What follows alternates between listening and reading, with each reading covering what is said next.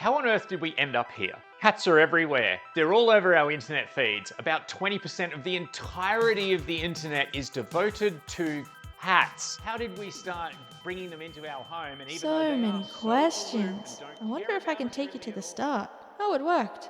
Where am I?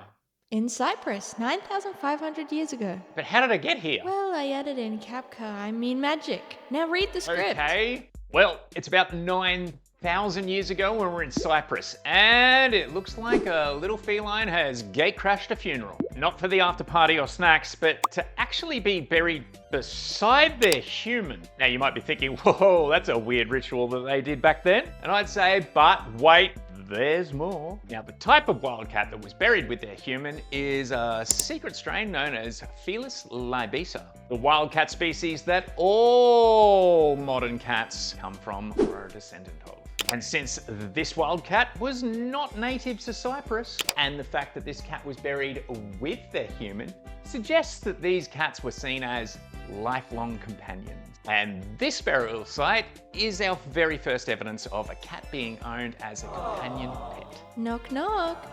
Who's there? It's ancient Egypt, around 2000 BC. Cats here are living in the absolute lap of luxury. Now, since cats were associated with the Egyptian goddess Beset, who was goddess of home, fertility, and protector of the pharaoh. Naturally, pharaohs like the famous Tutankhamun even had cats as pets. And the other gold star of cats' performance over there was they got rid of all the mice and snakes and rats, which could spread disease and damage a lot of crops. Thanks to Beset and cats' wildly fantastic hunting skills, cats were treated with incredible respect to the point where they were even mummified. Woo! Magic carpet taking us to the Middle Ages in Europe.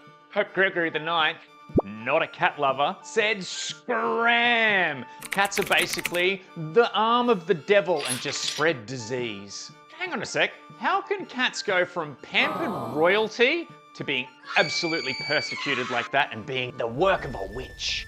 Still fire?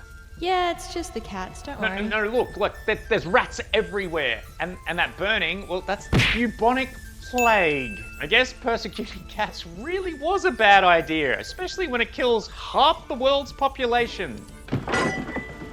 Bring out your dead!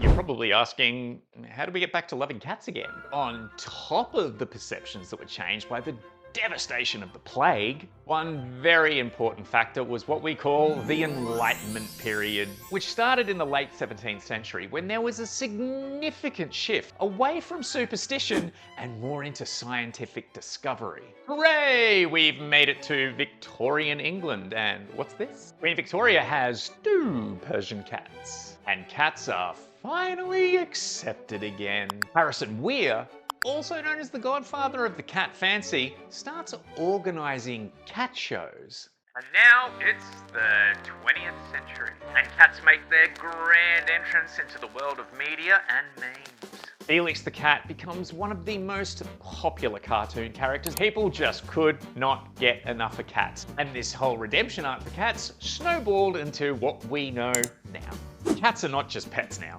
They're internet sensations, racking up millions of views, populating memes, and even dedicated websites to just them. They're influencers, therapy animals, and even space travelers. And all they do is, well, feed cats. And you know what? They deserve to be internet sensations because what an absurd history. If you want to know more cool stuff about your pet, like and subscribe for more.